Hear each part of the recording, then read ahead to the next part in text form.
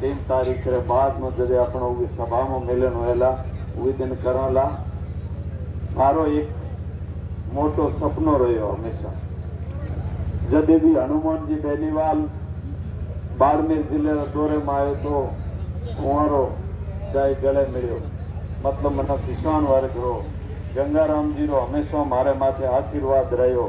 तो मैं किसान वर्ग रे साथे मारो जुड़ाव तो ही जदे ये भारत रा बेस्ट पार्लियामेंट असुद्दीन ओवैसी जी जदे गागरिया पधारिया जाना भी मैं अपने सारे अल्पसंख्यक भाइयों की भावनाओं और वे योग्यता न कदर करता हुआ मैं उमरी सभा में पहुंचो और वे जन्म ले मना कि भाई तू उमर सभा में क्यों गयो।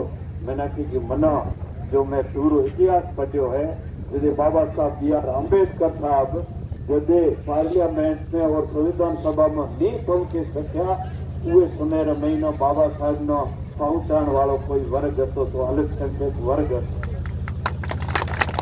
बदौलत वो अल्पसंख्यक भाइयों की बदौलत भारत रो संविधान लिखण नो मौको मिलो। जब हमारे आदर्श और इस देश को सबसे पहले मिशन जगाने वाले ज्योतिबा फूले साहब जदे हो मिशन जगायो उमर साथे सावित्रीबाई फूले तो उन्होंने जुको फातिमा शेख रो बहुत बड़ो उन्होंने सहयोग मिलो जिकरी वजह में बहुत आगे बढ़े। हालांकि जो अबीरा जितना भी लोग है नई जनरेशन है ये बुजुर्ग है इन्होंने कोई पतो नहीं है कि फातिमा शेख कौन थी और भारत रे इतिहास रे में हमें लोग के देशभक्ति कभी कभी लंबी चौड़ी बातें करेंगे और मैं आपको बताऊंगा।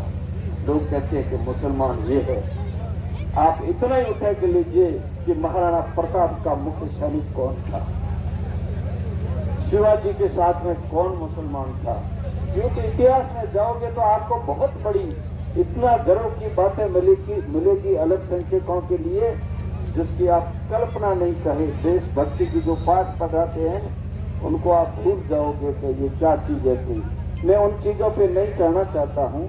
मुझे यही दिन देखना था कि मेरे को अल्पसंख्यक देख करके गले लगाए या मेरे वर्ग को गले लगाए और हंस के और खिलते हुए चेहरे के साथ में आपस में हाथ मिलाए।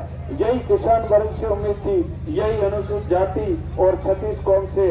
आज जहाँ भी सभा में जाते हैं तो खिलते हुए जो ये बैकवर्ड और जो एक बहुत बड़ा जो अनुसूचित जाति जनजाति और ओबीसी माइनॉरिटी के लोग एक मंच पे आए हैं।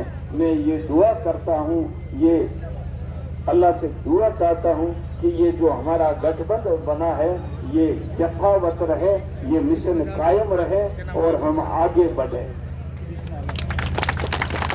तो ये तरीके में आप लोगों ने निवेदन करो कि पिछली बार शिव विधानसभा में 45 साल ये चुनाव मना याद है क्योंकि हमारी उम्र अब 62 साल हो गई है और 45 साल रे चुनाव रे महीना एक बार बीजेपी एक बार कांग्रेस कभी भारतीय जनता पार्टी भी रही होगी, लेकिन लगातार ये क्रम चला, एक बार कांग्रेस एक बार हारना और जीतना।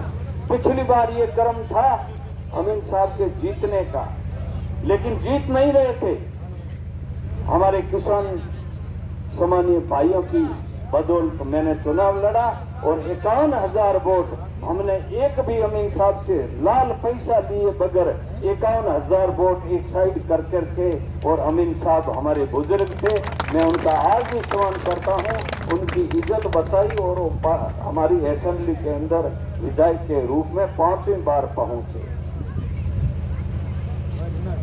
आज तो वैसे ही उनका नंबर कौन सा है ये आप सभी जानते हो, उस लिहाज से भी देखें।